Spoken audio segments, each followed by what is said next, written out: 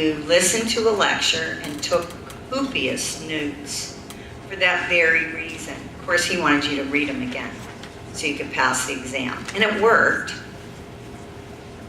But that idea of writing and going up in your brain is another imprint. When you read it again, it's another imprint. When you utilize it, it's another imprint. If you learn anything new today, then when you go out and try to utilize that information, it might be a little difficult because it's a new habit. I read an article in Scientific American Mind, and it takes 9 to 12 weeks of daily usage to create a new habit. So if you, whatever you take away from today, know that if you want to utilize it in your life, because it will help you, it's going to take some time to get used to using a new way of communicating. And you'll have to remember it. The next type of listening is relationship listening. In relationship listening, we do exactly what it says. We're helping an individual, or we're improving a relationship between two people. There is therapeutic listening, which would be someone going to a counselor or a therapist who would work with them on their individual issues or couples issues. But there's also that relationship between you and your friends, where you allow them to just vent, get things off their chest. We'll talk a little later about the art of response. Sometimes people just want to vent.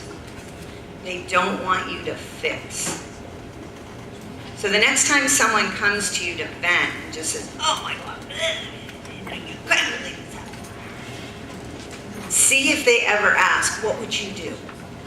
Because a lot of times they don't. They just want to vent.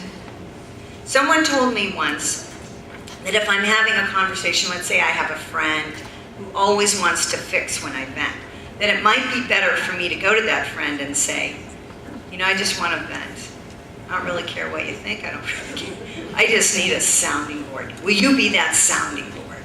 And then you don't have to, you know, because what happens is you vent and then somebody says, well, I would do it this way and I think you should do this and da-da-da-da-da. And then you're like irritated at that person and you really didn't get anything off your chest because now you have a new issue going on, right? So sometimes it's better to just let people get things off their chest. In this relationship listening, the important part is that you understand. Somebody wants you there to understand. They want to feel supported in whatever they're going through. The other thing to remember about relationship listening is there is a time and a place to know that you are not the therapist. And that perhaps that person needs help. And the best friend you can be is to let them know that. You know, I can't really help you. I don't really have experience in this area. I hear what you're saying. You're in a lot of pain. Have you ever thought about whatever the suggestion might be? Might be talking to someone who works through the school. I know there's a health consortium in Allegheny County where they have counselors that you can see for free.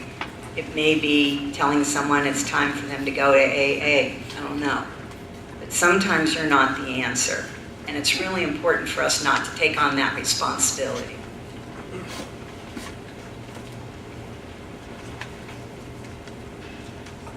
So here's the behaviors of relationship listening.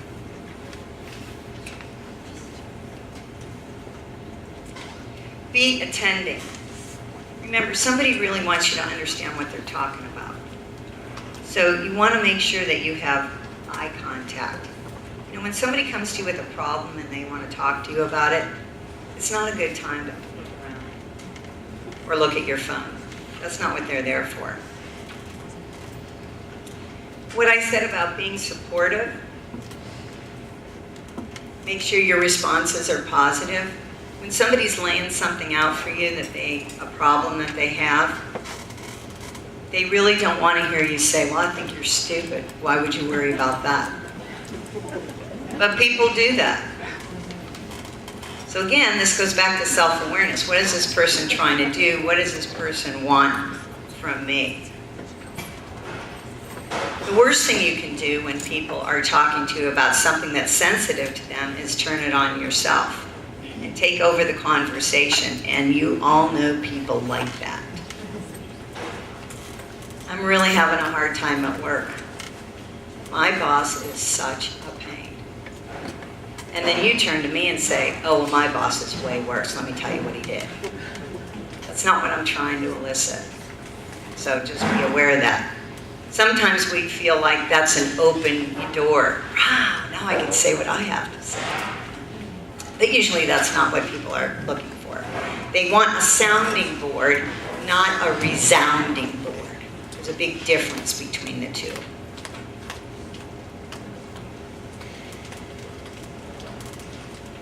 Relationship listeners tend to listen more than they talk. Right? So when someone comes to you because they want you to assist them and support them, your job is to listen more. You know, the old adage about we were given 2 ears and 1 mouth for a reason. That's because we're supposed to listen twice as much as we speak.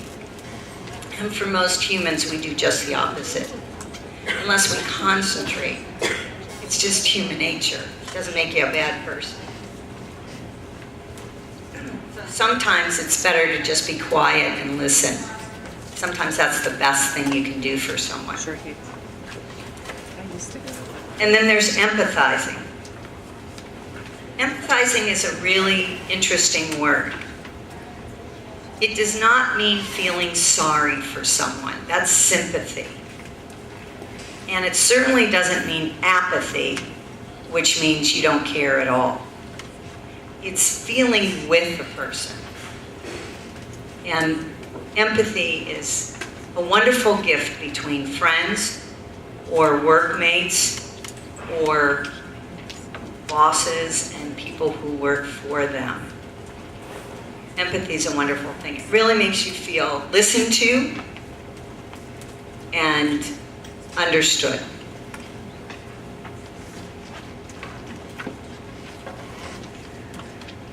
Appreciative listening.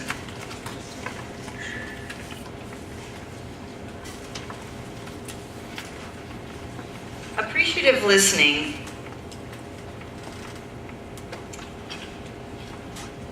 as I say up there, might be the music you like, the speakers whose style you like, your taste in the theater or TV or sports. Appreciative listening includes listening to music for enjoyment, listening to speakers because you like their style, and whatever your choices are for those different mediums.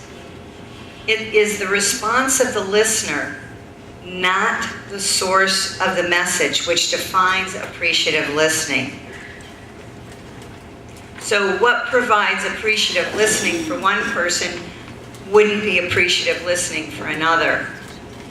And that really comes into play with music. Although I must say I actually like some of the music that my 17-year-old plays on his iPod. Sometimes I don't like it as loud as he does in the car, but that's appreciative listening. It's subjective. Everybody appreciates different things for different reasons.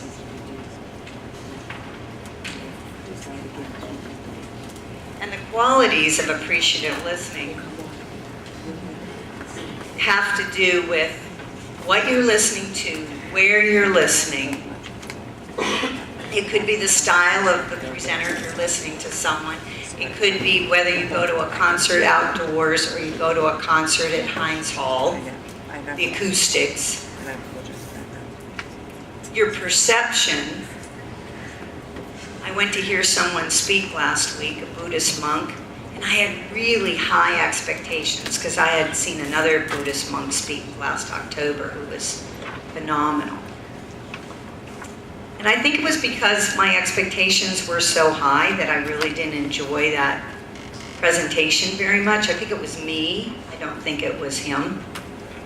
And so sometimes your expectations can cloud your appreciation of something. Have you ever read a book or